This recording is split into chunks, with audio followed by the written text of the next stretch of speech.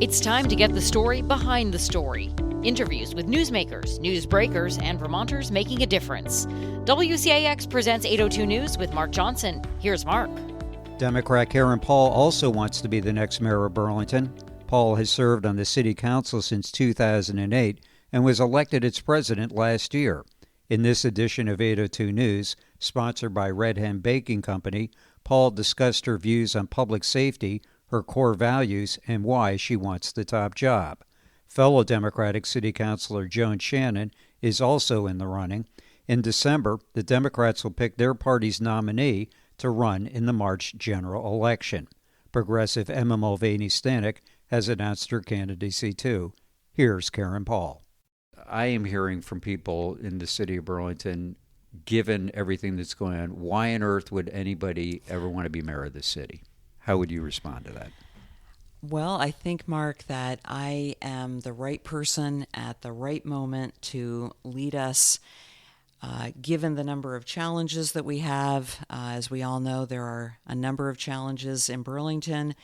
I believe that I am the person who can work with everyone in the community to build successful solutions. And I say that mostly because I have a proven track record of working decisively but collaboratively with many voices. I think it's a bit of a catchphrase to say that you can work across the aisle, but I think that it's more important to be able to do that, not in words but in action.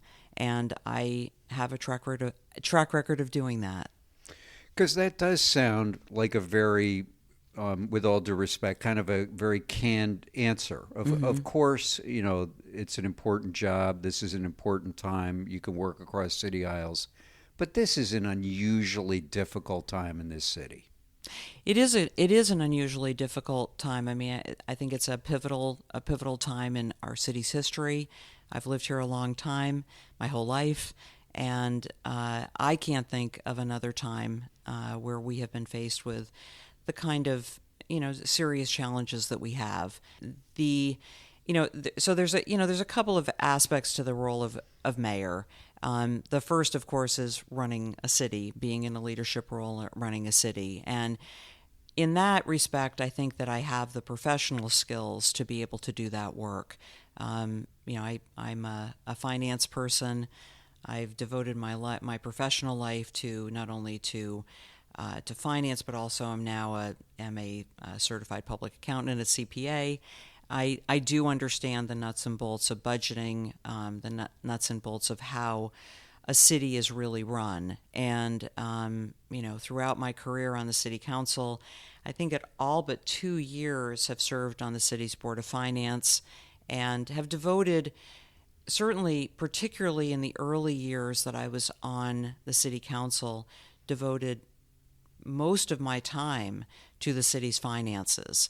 I got on the city council and there were some pretty challenging financial problems, things at the time that we thought were pretty insurmountable. And I devoted most of my time to dealing with finances, dealing with the city's audit, which was in very challenging circumstances. And this is when Burlington Telecom was going on? Well, it was even before Burlington Telecom. Our city's audit was effectively a cut and paste from year to year. The management letter, none of the really significant deficiencies were getting addressed. And that was a real goal of mine, was to see a management letter that was less than 2 pages long. We had a management letter that was 40, 50 pages, and it was a real challenge. You can't really effectively run a city if you don't know where your finances are. And the audit, management letter, everything was getting done later than it should. You can't form a budget for the coming year unless you know where you are in the year past. And there were other things. There were the pension valuation was very late. All of those things matter when you're going and negotiating new union contracts, and they matter when you're forming a budget. So, not only did I care about those things, but I actually right after I got elected, went back to school. And I got a master's degree in public policy at UVM, mostly because I felt that I really didn't know enough about public policy, about public administration. So I went back to school while I was working and got a degree and graduated with a master's. I've tried very hard to take the role of being a city councilor very seriously, in trying to know what I don't know and educate myself to hopefully be a better and more informed city councilor. And I will do the same thing as mayor. Let's talk about the current situation, in particular the opioid crisis. How bad do you think it is? I hear people saying, well, this is the worst they've ever seen in the city. Other people are saying it's overblown. This idea that it's quote unquote scary to go downtown is an exaggeration. How would you describe it? The way that I approach this is not necessarily my own opinion but the opinions of constituents, the opinions of community members, people who visit Burlington, people who are in the hospitality industry, people in, people who go to college, but also parents of college students who are bringing their students here and leaving them in Burlington. Kids are going to be on their own for the first time in their life. And what I hear every day is that there is a drug crisis, that there is an unprecedented drug crisis, an unprecedented increase in crime, and people are very concerned.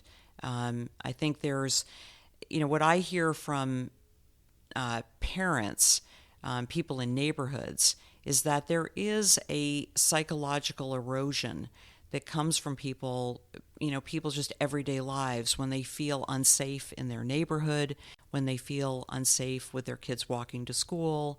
So yeah, I think it is a very serious issue. And on the 10th of October, for the first time as council president, I gave up the gavel, passed the gavel, so that I could introduce the resolution proclaiming the drug crisis to be our top public safety and public health priority. I think the public really wanted to hear from the city council that we're not just saying it, and we're not just hearing it from people, but we really hear what they are saying. I think most people in Burlington are compassionate people. I have never spoken with someone who has ever said to me that they do not want those who are struggling with substance use disorder to get well and to be safe. They are also saying that they want everyone to feel safe. And right now, there is a lack of safety, a feeling of safety in most people that I speak with. I'm sure there are some people who don't feel that way, but the vast majority are concerned and they want to see change. You talked about this term, you just used the term psychological erosion. Tell me more what that means to you. To me, what that means is what I hear parents, particularly parents of very young children, saying. I've had conversations with parents who have said to me that they've had to explain to their children why they see someone in front of, downtown BHS openly injecting drugs, and to try to explain to, a young person, why that is not a good thing to be doing. And so it evokes a conversation that if you can have it once, well, you can have it once. But if you're having that conversation multiple times, it's just a conversation I think most parents don't really want to have with a 13-year-old or a 14-year-old. It's well documented that witnessing that open behavior is challenging on kids. And if we don't address it, then it becomes an acceptable norm. And I don't think anybody wants that. I think that is unacceptable. I don't know anyone who feels that is an acceptable norm. What do you tell people when they tell you that story? Obviously, they're looking for some guidance from you about what to tell their kids. What do you tell them? Well, what I tell them is what I would what I would tell one of my own 3 children if they were a lot younger, which is that, in fact, one parent said to me that they were trying to explain to their child who had to go to the doctor to the pediatrician for a vaccine, why it's okay to get a shot of something as opposed to that. And what most parents, and I think what I would say, is that person is struggling, that it's incumbent upon us as a society to help that person. And there are harm reduction strategies to help that person, and that it is our responsibility to do that for them until they're able to do it for themselves. Much like we talk with children, that our children are our responsibility until they're able to do it for themselves. In this case, it's a little bit different because, of course, we're talking about adults. But people have unfortunate circumstances. Many people are one step away from having those challenging circumstances, and it's a multifaceted problem. People who don't have a place to live, or people who don't have family supports, or people who don't have employment. All of those things factor into it, but I think getting people on their feet in a way that they can, reason and move forward.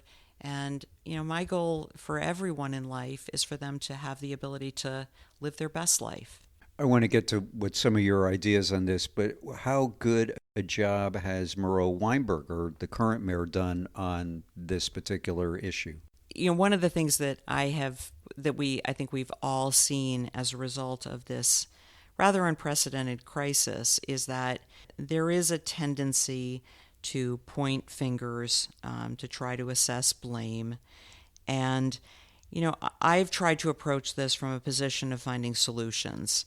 I think that the mayor has done an outstanding job in terms of promoting harm reduction, and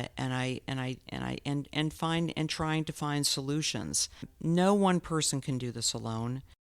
I think that it is going to take a concerted community effort that really extends beyond Burlington to address this.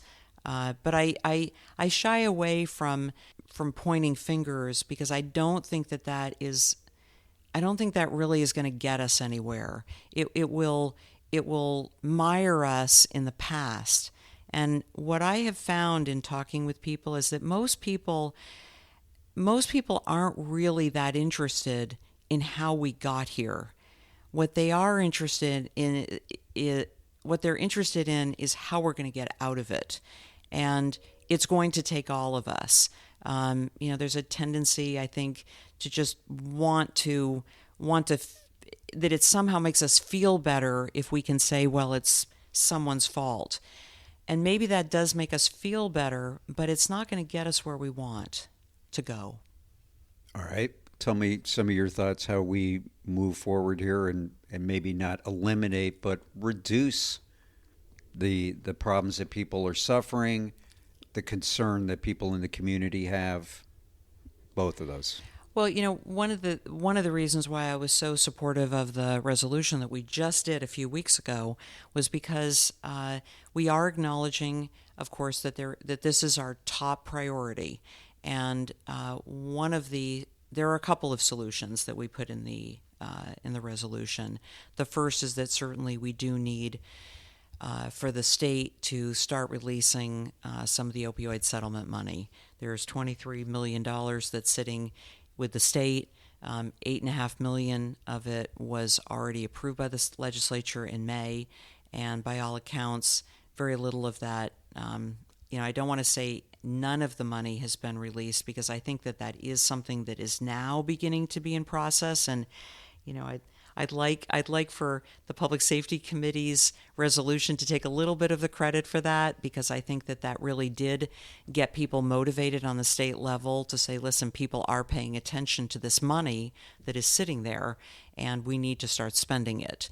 I won't say that it's none, but very little, I believe, of that money that's been sitting there since the spring has been spent. And then there's an additional amount of money. This is money that's going to be coming to the state. This is money that's also going to be coming to the city of Burlington for, I think, the next 18 years. So this represents an opportunity for us to come up with a plan. I would prefer to see us have a long-term plan, knowing that this money is coming, as to how we're going to be able to spend it over time, because obviously we're not getting it all at one time, but to be able to really creatively approach this. And Chittenden County certainly, as a large population center, and where a lot of this is clearly a serious challenge, not to say that it isn't in other areas, but certainly in Chittenden County, that the state needs to be mindful of how that money is placed. So I think that was certainly one of the things that was in the resolution. The other is that, it's always been my feeling that some of the smartest minds on the planet live in Burlington. And I'm seeing that, Mark, in a way that I would never have anticipated with the public safety issues that we're facing. I have spoken with a lot of people who I've never met before, who are coming forward and saying, I am really concerned about this. I've got 2 children that are under the age of 10, or I'm a person who moved here 5 years ago to retire, or whatever their circumstances are, they are very, very concerned about this. And that, to me, conveys to me acutely that this is a crisis that everyone is concerned about. And a lot of people have come forward and said, I have an idea. Much like the podcast that you did about the firefighters.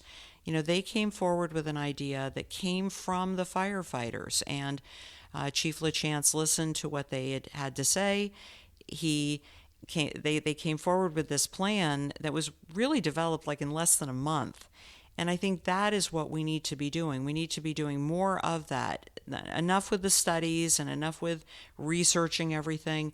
Sometimes you just need to take a little bit of a chance, come up with a bold idea and pilot it, maybe for 6 months, collect lots of data and figure out whether it's working, and then move forward with it. And I think that is there is no one solution to the challenges that we have. There are many solutions, and I think that quite honestly is why I think people are so challenged by this problem, because it's, I think, human nature to want to say, well, this is the problem.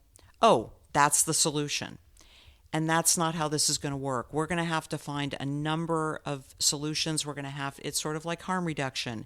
When you want to approach harm reduction and help people get into recovery, you need to meet them where they are. And that's the same situation here. There are a lot of people that are suffering. There is no one blanket solution, because this is about the human condition. It's not something that's just on a spreadsheet. It's something that we need to look at each person and be able to find solutions. Now, that doesn't mean we need 200 solutions if there's 200 people, but we do need to have solutions that will effectively meet people where they are. Give me some ideas that you've heard that resonate. Well, some of the things that people have come forward with aren't necessarily solutions in that way. A number of people have come to me with ways that we can fund them. We can fund solutions, which honestly, that's part of the puzzle too, is we get these great solutions. How are we going to pay for them? One person came up to me recently and said, I think there's a lot of people in Burlington that, if they had the opportunity, would truly help their neighbors in need. And I said, great. How do you think we can do that? They said, well, I know I would be willing on my property tax bill to check a box that said that I would give 5% more money in property taxes if I knew that it was going directly to public safety. Well, that's a compelling argument. I mean, there are people, and are there people in Burlington that would do that? I tend to think that there are. If they knew where the money was going towards. Most people that live in Burlington know that addressing the public safety challenges we have is going to take time, and it's going to cost money. But I think if they know that there is a concerted effort being made to address it, would get behind what those solutions are. The other solution that I've mentioned to, in conversations that I've had with the police, is that just like there are firefighters who are willing to give overtime hours. It's all voluntary. The crisis response team is all voluntary, but of course they are being paid overtime. Is that there are police officers that would do that on the street crimes unit. And that is something that we definitely need. We need deterrence on the street level. And if there are officers who would be willing to do that, we need to find a way to make that a possibility for them.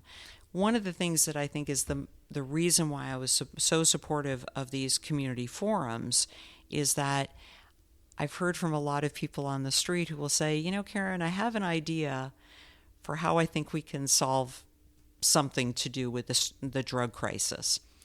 But, I don't know. It's something that worked really well. I have a cousin who lives in, some town in America, and they tried this, but, I don't know if it would really work here. And so I'm hopeful that these community forums will give people a license to be able to stop saying, well, I don't know if it would work here, and just say it. Because that is how we're going to find the solution, is by giving people not only an opportunity to speak to what they know and to get out ideas, but be in a position where they know that there's, that people are being receptive to those ideas, and that there is a mechanism for funneling them and bringing them to reality. And that is where you need the administration. Now, I know that Moreau signed. He saw the resolution. He has, I believe, already signed it. He and I have spoken about this. I'm fortunate as council president to spend a fair amount of time with the mayor, and we have talked about this, and I believe that he is fully committed to doing whatever he can to supporting ideas that come from these public forums, these community forums, and they will be in early December. So, during the winter, we will work on these solutions, and that's what I'm really committed to, Mark, is that, and this is it sort of goes back to why am I running for mayor? Well, I'm running because I think that I am that person who really can take on this crisis and face it head on and find those solutions, be able to ferret out what are the solutions that will work, that are bold, that may be very new, but that deserve our attention and can move us forward. You mentioned stronger deterrence. Are the police doing enough on this issue? A lot of what I hear, people will be in a situation whether they get robbed or whatever, and there's no police around, don't feel as though they're being supported. Do you feel the police are doing enough on this issue? I think that the police are doing a lot on this issue. I think that they are on the front lines in terms of approaching people that are on the street. I think there is a much stronger presence on Church Street, in City Hall Park. I'm downtown almost every day, and I see police officers much more than I did 6-8 months ago. I think that is due in large part to the fact that we now have approximately 70 officers. We have the drug crimes unit isn't perhaps there aren't perhaps as many people in the drug crimes unit, but it is a good group. I think that there is a lot of progress being made.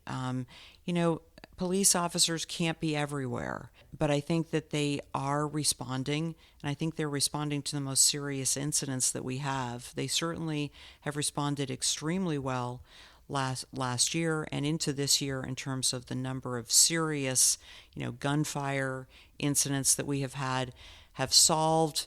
I think every gunfire incident that is solvable. I mean, some of them are, the middle of the night in the parking garage, and people hear or witness a gunshot. those aren't necessarily particularly solvable. But of those that have involved injury, any sort of bodily harm, they have been there. And that is the detectives.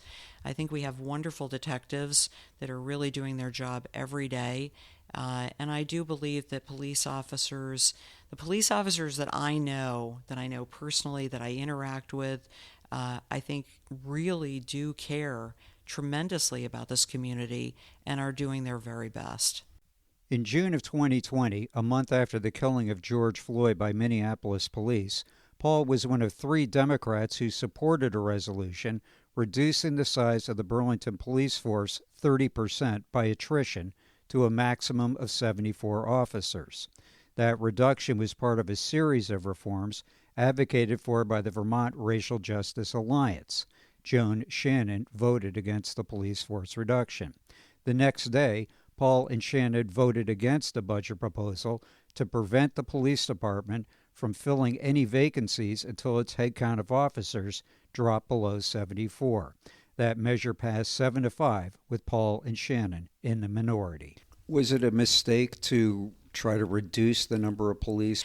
Was that a mistake? Well, I voted for the racial justice resolution, which was in June of 2020. The next day, that was when the real move was to effectively defund the police, and that was done by the progressive majority and 1 Democrat. What it did in the budget was made it literally impossible for the city to hire any officers, fund any positions until the number of officers fell to 74. And that was irresponsible. That did not make sense. And you did not support that? I did not support that. I actually thought that it was going to fail 6-6, and then 1 Democrat voted for it, which meant that we were at 7-5. And once you've done that in a budget, that is serious business. You know, a resolution is a resolution. Diminishing the number of police officers through attrition was one thing, but putting it in the budget was quite another. And, you know, we tried several times to raise the headcount. In the fall of 2021, I brokered a deal with 2 of the progressives on the city council and the mayor to raise the headcount. And that was why we were able to raise the headcount to 86, which I think was a major step forward. Of course, by then there were a number of officers who had already left. But I think that, you know, one of the other key moments in our police journey and rebuilding plan was in the summer of 2022. While I was serving, the mayor was out of town, he was overseas, and while I was serving as acting mayor, I am widely credited with shepherding a 10-1 vote for what was, and what I believe still is, the strongest police union contract in the state. That is, I've been told by the chief of police and others that was one of the keys in turning around the number of officers that we have. And I think we are in a much better place. You know, one of the things that we also did in the drug crisis resolution, and I actually made a point of saying this when I spoke, was that I wanted everyone who is listening to make sure that they understood that by supporting this resolution, 2 of the resolve clauses are that 1, we support our first responders, we support our police, and we support the work that they're doing, and that we support expanding the number of first responders, our police, fire, the CSOs, CSLs, all of the people, in addition also to, you know, our other community partners. But I wanted to make sure that we were on record as saying that. Back after this. At Red Hen Baking Company, they believe pure, uncomplicated ingredients in the hands of skilled artisans are the building blocks for great food. They're dedicated to creating the best food from the best ingredients. You'll find an ever-changing lineup of delicious pastries, sandwiches, and soups at their beautiful cafe off Route 2 in Middlesex, just off I-89. Their breads are also available in many other locations. Led by owners Randy George and Eliza Kane, Red Hen Baking Company has been on the leading edge of the local food movement since 1999. Back to our discussion with mayoral candidate Karen Paul. Would you support safe injection sites? I do support them. I've been on record not once but twice, I guess probably 3 times. I wrote the first 2 resolutions on harm reduction, and both of those included overdose prevention centers, which is now the term that we are using. Why is that a good idea? Well, we do know that a number of people who die from drug overdoses do it alone. And safe injection sites or overdose prevention centers are designed to be not only a place where people can safely inject drugs, but also to be surrounded by medical professionals. There has never been an overdose there's never been an overdose in an overdose prevention center. There are about 100 of them all over the world. They have an incredibly safe track record. A lot of people are concerned that having an overdose prevention center in Burlington might increase crime. And in fact, that has not been the case. These centers have been around all over the world for a long time, for decades. And so there's been a lot of studies done. The studies have shown that that is not the case. I think there's a lot of concern about, lack of just understanding, because they're not something that are legal they're not really legal in the country. There are a couple that have been opened in New York, and there are efforts to open them in Philadelphia. But I think because they're just not something that we know is sort of our common everyday knowledge, that people are concerned about them. And I understand that. One of the resolutions that I wrote on this said that, before there would be an overdose prevention center in Burlington, that there would be a long period of understanding and education to the community about what these centers will bring. They're not the blanket solution, but they are one of the solutions. I don't want to conflate these two issues of people that are living on the streets and the opioid crisis, because I'm not sure that's fair. What would you do as mayor to help or reduce the number of people that are living out on the streets or in the vestibules of downtown? Well, that is I'm glad that you mentioned that, and I'm glad that you mentioned it in the way that you have. I think there is some.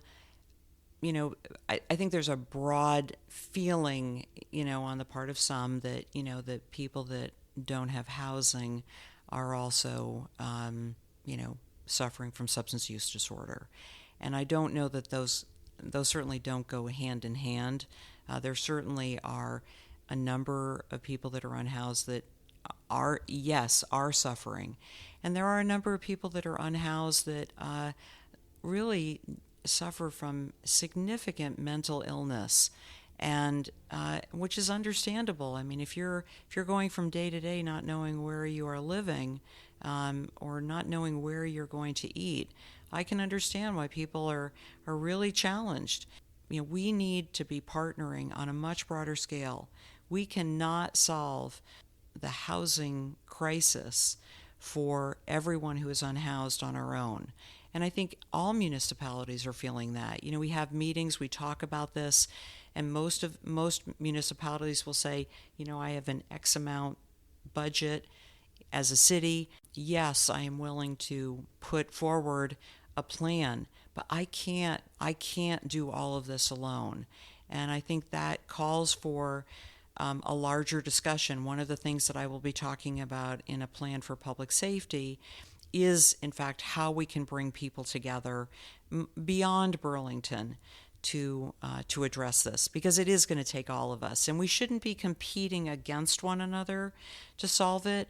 We should be working together, and I think that sort of boils down to another one of the strengths that I have, is that I'm willing to listen to anyone. I'm willing to collaborate with anyone.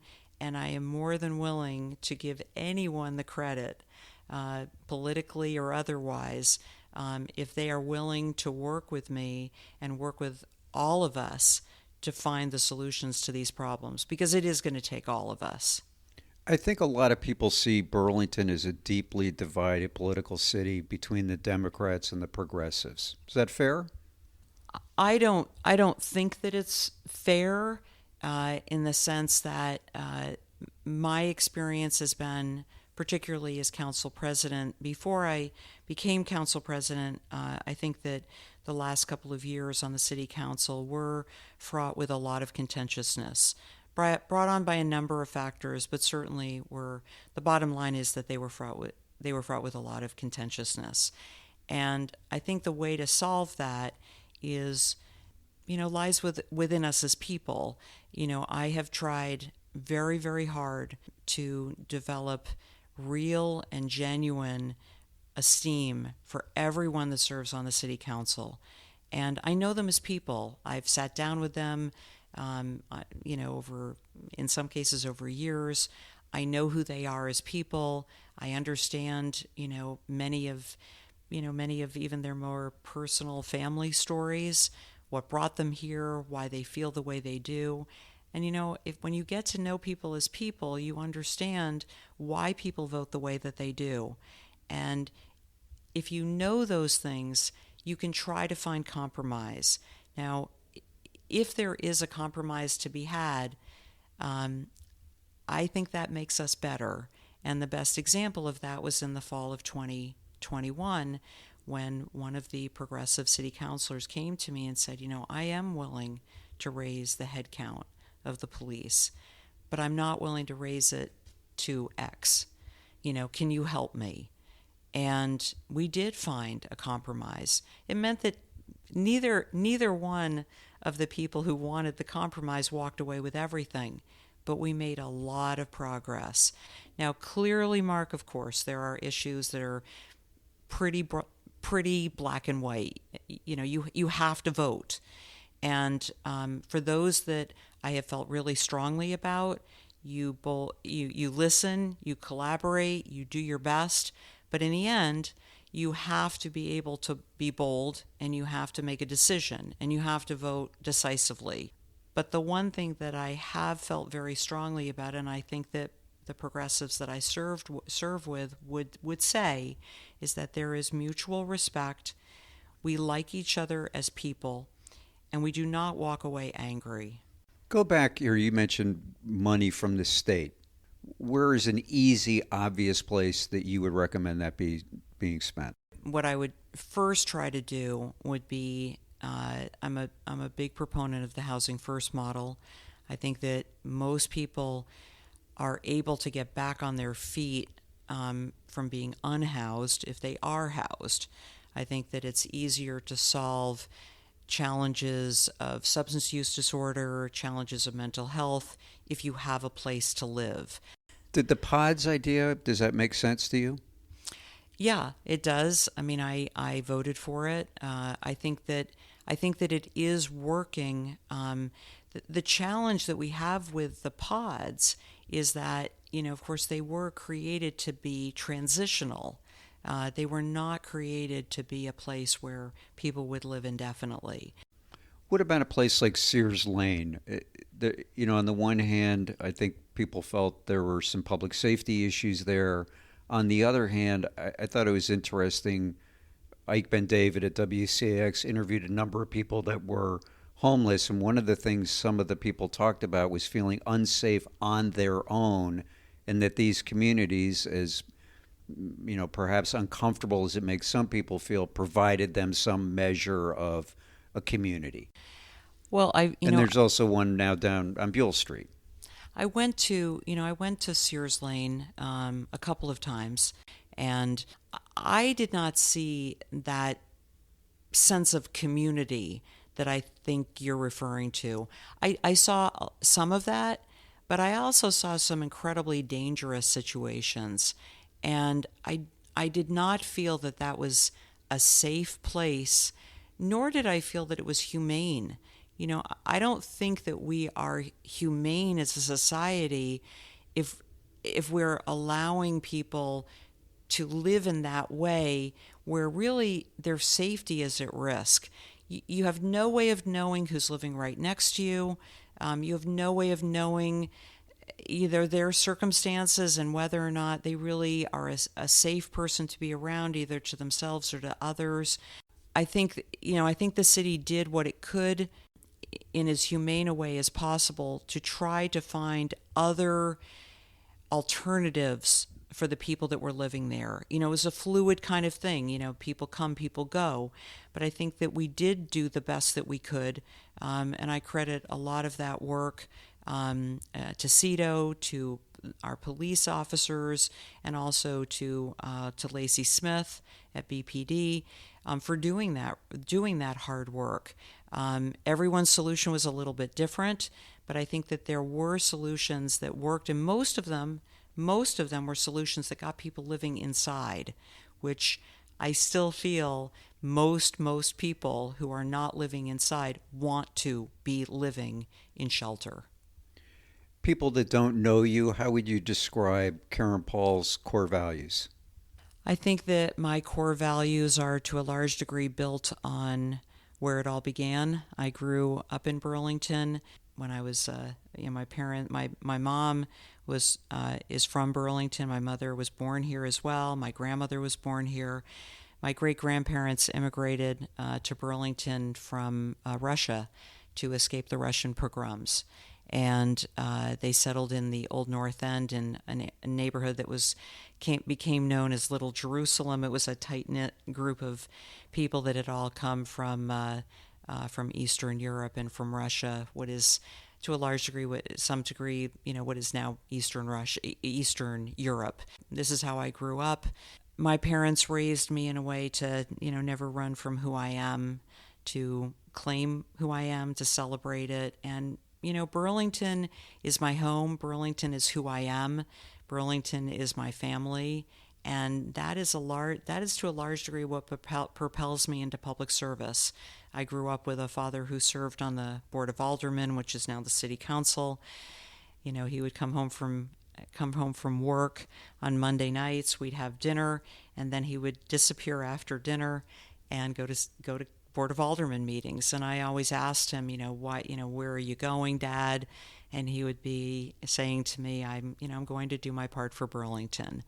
And so that's how I grew up, in public service, community, doing the right thing for people, being honest, having integrity, and supporting others that are in need is really how I was brought up. And I think those are my core values. If you were elected, what do you think the hardest part of this job will be? I think the hardest part of the job may very well be to bring people together after what will probably be a difficult race. In a challenging race, to come together after and be able to do the deep listening that needs to be done to find a way for all of us to be working together. And I am deeply committed to doing that work.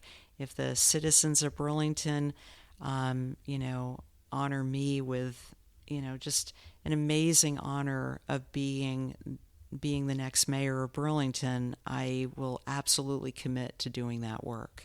Thanks for your time this morning. I appreciate it. Thank you. That wraps it up for this edition of 802 News, sponsored by Red Hen Baking Company. Thanks for listening.